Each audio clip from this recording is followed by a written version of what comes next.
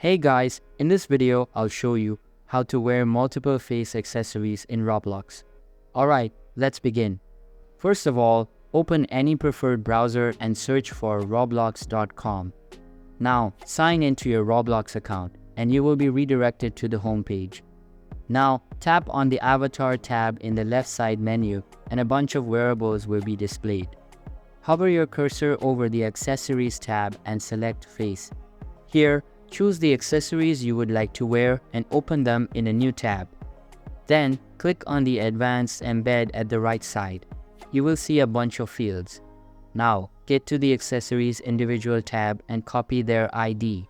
Paste those IDs in the fields provided.